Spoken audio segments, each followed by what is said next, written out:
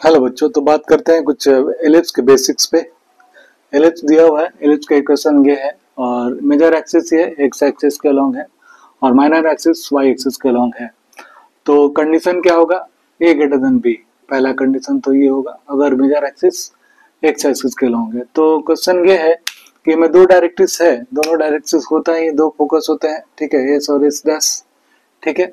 तो मुझे फोकस का कोऑर्डिनेट निकालना है और डायरेक्ट्रिक्स की इक्वेशन निकालनी है, ठीक है ना। तो उसके लिए बेसिक डेफिनेशन क्या है बच्चे, तो रट लेते हैं। फोकस का coordinate plus minus a comma zero होता है और डायरेक्ट्रिक्स का plus minus x x equal to a upon e होता है। X equal to plus minus a upon e होता है, ठीक है, ऐसा रट लेते हैं। तो कैसे आता है ये देख लेते हैं। इसका एक होता है ए अपॉन ई और इसका हो जाता है माइनस ए अपॉन ई, ठीक है ना।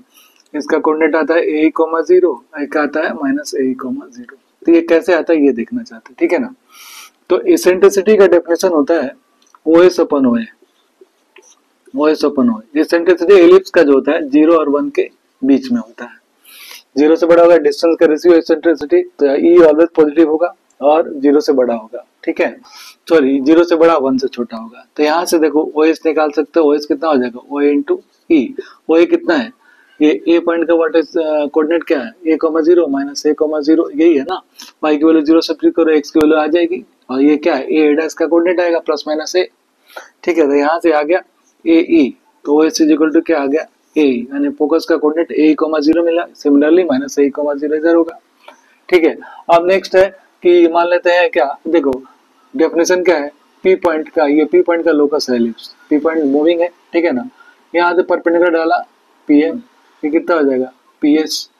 ये पॉइंट पी पॉइंट मूविंग है। और एक और डेफिनेशन होता है इसेंट्रिसिटी का, तो P S upon P M होता है। इसेंट्रिसिटी जो होता है P S upon P M होता है, ठीक है। मुझे ये एन मान लिया, तो एन पॉइंट का कोऑर्डिनेट चाहिए। अगर एन पॉइंट का कोऑर्डिनेट मिल जाएगा तो डायरेक्ट्रिक्स इक्वेशन मिल जाएगी, दोनों डायरेक्ट्रिक्स इक्वेशन मिल जाएगी।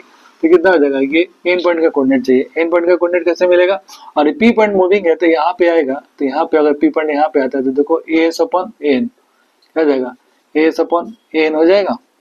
यहाँ से एन निकल जाएगा तो हमें टोटल डिस्टेंस क्या हो जाएगा, ये मिल जाएगा, तो एन पॉइंट का कोऑर्डिनेट मिल जाएगा। तो एन कितना हो जाएगा, एन हो जाएगा एस अपॉन ई। एस कितना हो जाएगा, एस ये है पूरा ए है और ये ए, तो कितना हो जाएगा ए माइनस ए होगा अपॉन ई हो जाएगा, देन ए अपॉन ई माइनस ए हो जाएगा। एन मिल गया तो एन ओ एन निकालना है। ओ एन कितना हो जाएगा, ओ ए प्लस एन, ओ ए प्लस एन, ये कितना हो जाएगा, ओ ए है अपना ए, अब एन है ए माइनस अपॉन ई माइनस ए, है ना। ए कैंसिल हो जाएगा, ए अपॉन ई वैल्यू आ गई।